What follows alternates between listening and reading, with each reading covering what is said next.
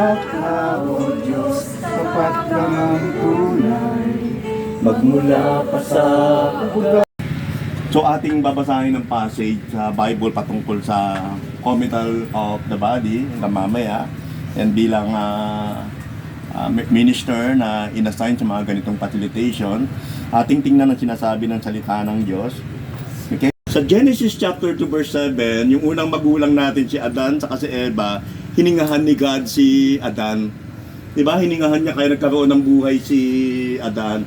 Tapos yung babae, saan galing yung babae? Di ba kinuha sa tadyang? Oo, sa tadyang. Bakit kaya nasa tadyang kinuha? Mike.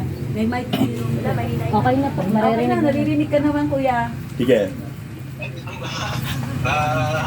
Salamat po sa mga pumunta po sa makikirami po sa kapatid namin si Johnny, especially po kala Pastor Rodel, kala Kuya Abel, at maging sa mga kapatid ko po, sa mga kamag-anak ko po, maraming salamat po. Tunay po napakabuti ng Diyos. Salamat po, Pastor Rodel, Ang nagmahal sa kanya. Siguro po ang masasabi ko ngayon, wala na si Kuya Johnny. Yung magkakapatid, magmahalang kayo. Yun lang tanging habilin kuya na huwag kayong mag-away-away kasi kayo lang yung naiwan nila.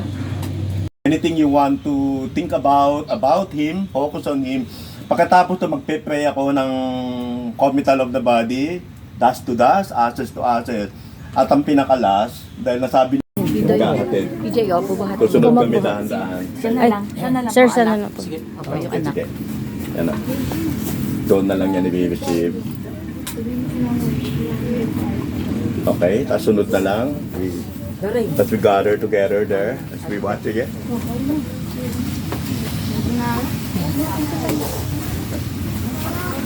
Doon. Ate, saan si Elvie? Doon na iyak. Mamaya. Tayo siya. Sa labas siya pa.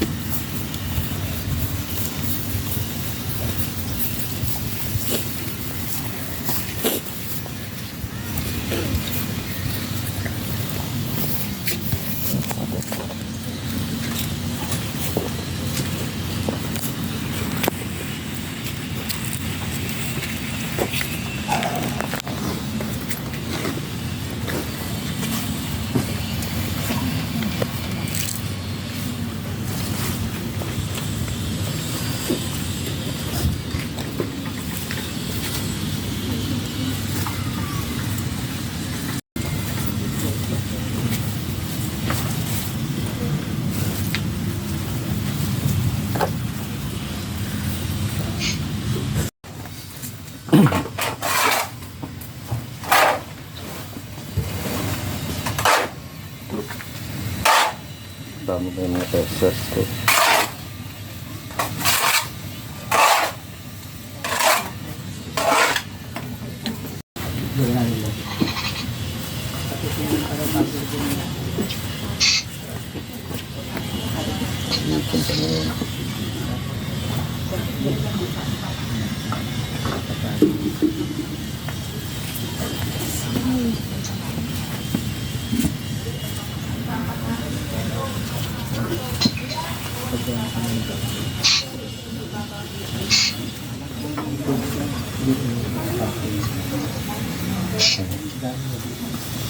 Pang araw-araw na ano, bigyan mo na sa kanila. Ayun, magsalita kasi ni ma'am. Ito para sa panimula nyo.